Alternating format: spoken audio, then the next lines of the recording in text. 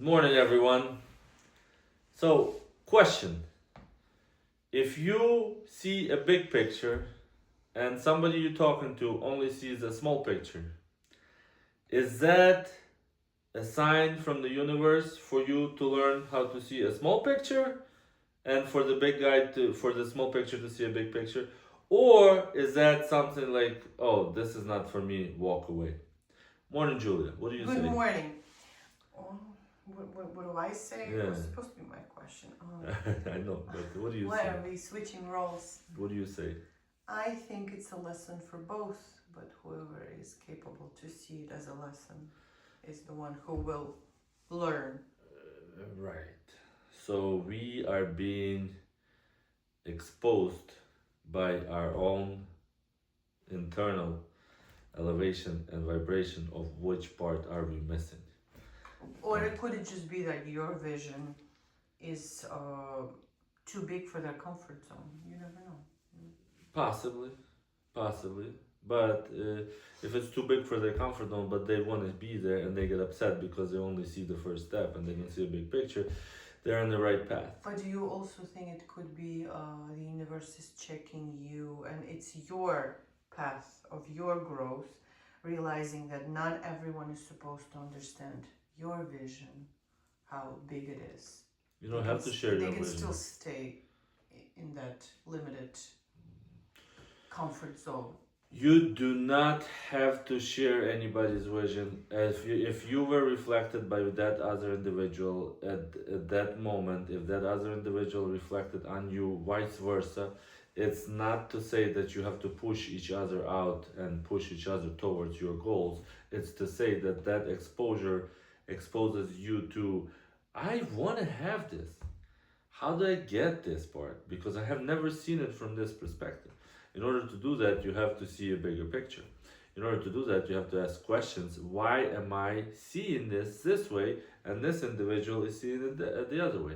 And an example I'm going to give you, when you come to a gym, you see a lot of people who are very well in shape, right? And you came there first day, you already won the result of that person who's been there for 5, 7, 10 years. Is it achievable in one day? No. Can you be jealous of that person? Can you be aggressive towards that person? Can you ask that person how to achieve that goal in the least amount of time? 100%. That's what I wanted to tell you about. We meet people along the line for this reason and this reason only. If you want to find yourself on this path and you meet some individual. But do you talking about the difference in vision, right? What you said. Do you have to shrink your vision just to make others comfortable? No, you don't. I didn't say shrink anything.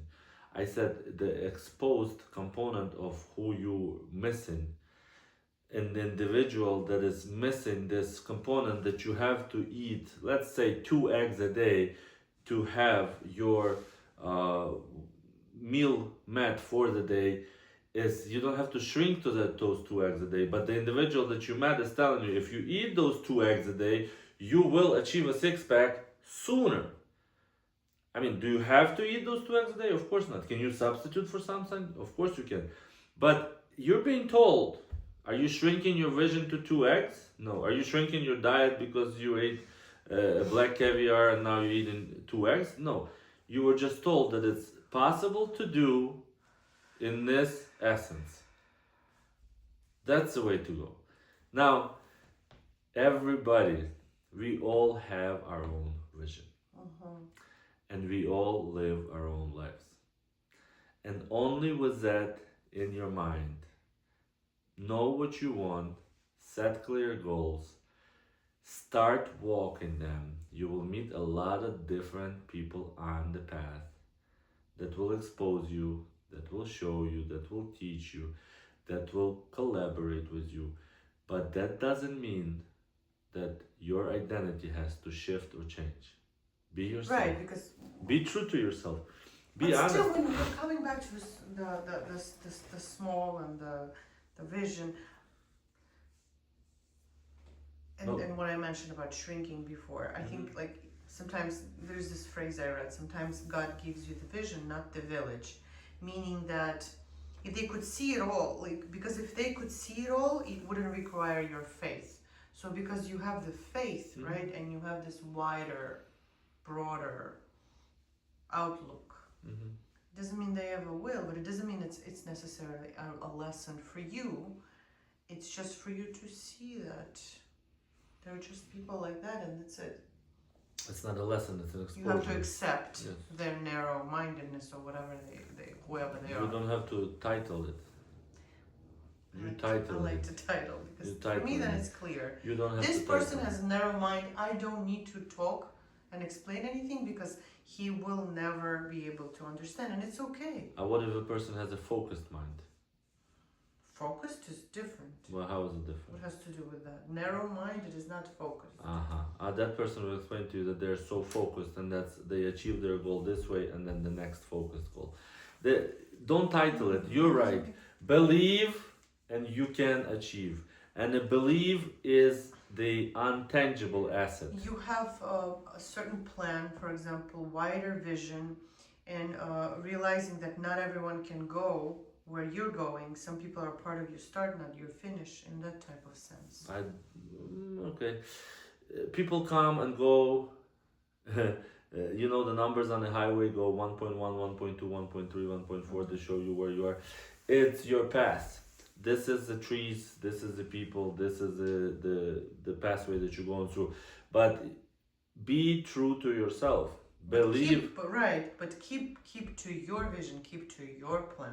I mean, if you're driving on the road and you know, and you just had this recently, a tree or whatever asteroid fell on your car, you know. Sounded like an Did it asteroid. stop you from going to where were you going? No, but it kind of like scared. Right, but did it stop you? No. Of course it didn't. So it's not going to stop you. It's a path that you're going through. So maybe you just explain less and execute more, so that those narrow-minded, whatever you said, people on your path, it's not every time it's a big lesson to learn. Sometimes, like you mentioned, there are trees on the road or asteroids. Why are you putting titles on people? Okay, sometimes those asteroids, you just pass them. You go through that, what happened. But not every single one has to be treated as it's a big lesson for me. Let me see this It's not a big lesson. narrow-minded person. No, it's not. I'm sorry, but you're being disrespectful to title people, and that's not right. Stop trying to convince small minds about big visions. I've been doing it for 18 years and it works. Maybe it's not so small. I don't know about that, but maybe that's, maybe you keep saying this because your mind is narrow. How about that? Maybe. Are you looking in the mirror? You should be stopping your goal. I am not stopping, but you stop calling yourself that. Just because you think different doesn't mean your mind is narrow. It's not true. People, so what do you return do into when family. What do you do when people around you don't see what you see, not even close? What do I do? You just pass by. I don't pass by. I'm present with those people. There is a reason why I'm there with the people. They give me feedback what needs to be done. I give them feedback and we keep walking. And that's it. This is not a title game of narrow-minded or short-minded or deaf or whatever. It's not a title game. It's a game of you are seeing this because you're missing this in your character, Julia. You're narrow-minded, okay? Mm-hmm. Okay? By the way, guys, this is a family conversation. So if you don't learn if in the family you don't have this conversation, you don't expand that elasticity of communicating this way, it will all be taken as a fight or as an elevated vibration. It's not. It should be a normal communication. She has a point, I have a point, and you know who's right? Everybody who's watching this has a point. Like, share, subscribe. When you see somebody who sees little things and you see big things and vice versa, does that resonate with you guys? Like, share, subscribe. We'll see you in the next video. Thank you. Thank you.